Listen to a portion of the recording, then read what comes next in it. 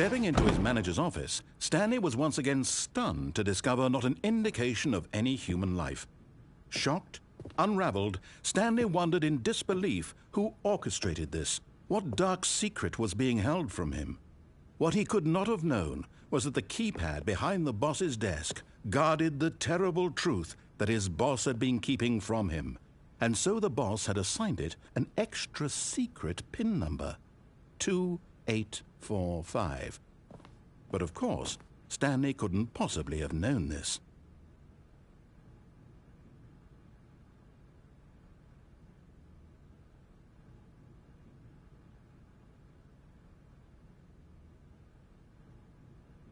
Stanley just sat around twiddling his thumbs. Trying to input anything on the device was useless, since he could never possibly know that the combination was 2845.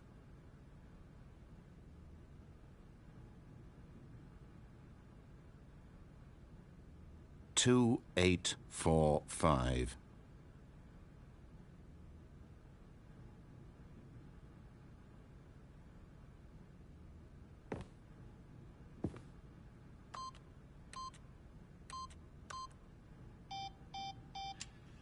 Forgot, but it turns out that the panel's emergency override kicked in, and the door just opened all by itself, and Stanley got the hell along with the story. Well, whoop-de-doo.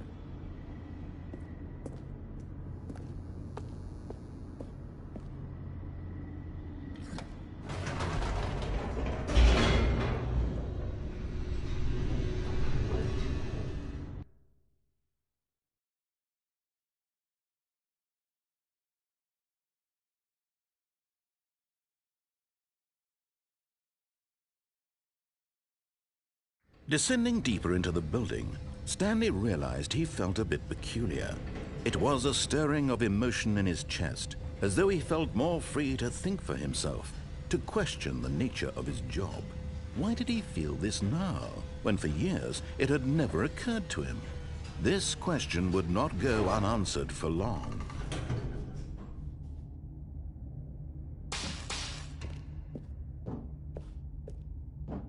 Stanley walked straight ahead through the large door that read Mind Control Facility.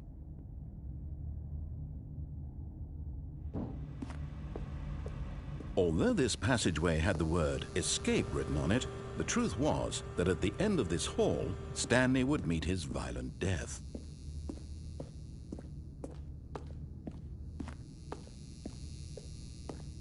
The door behind him was not shut. Stanley still had every opportunity to turn around and get back on track.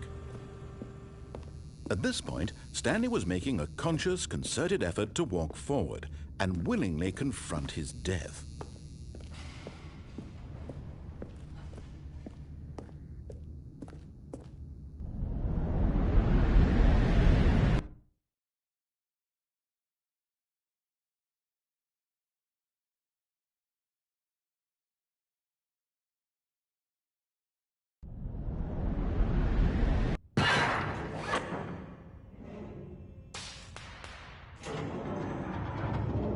As the machine whirred into motion and Stanley was inched closer and closer to his demise, he reflected that his life had been of no consequence whatsoever.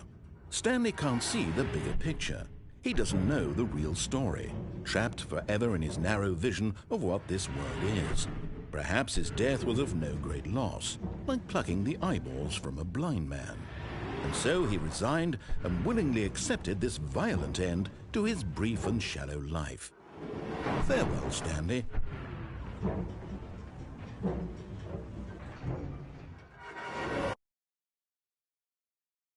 "Farewell, Stanley," cried the narrator, as Stanley was led helplessly into the enormous metal jaws. In a single visceral instant, Stanley was obliterated as the machine crushed every bone in his body, killing him instantly.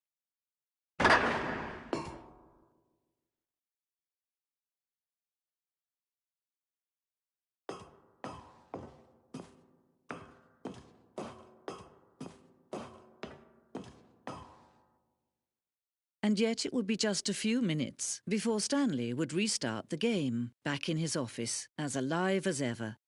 What exactly did the narrator think he was going to accomplish?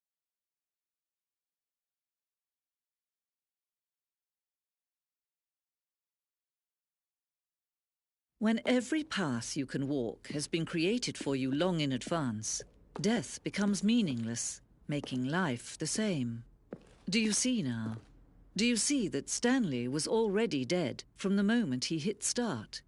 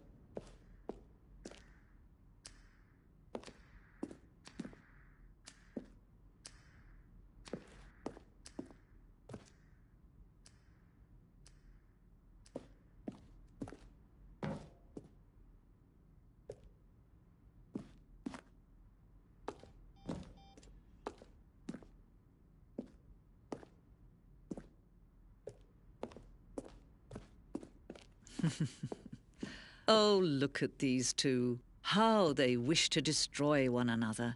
How they wish to control one another. How they both wish to be free. Can you see? Can you see how much they need one another? No, perhaps not.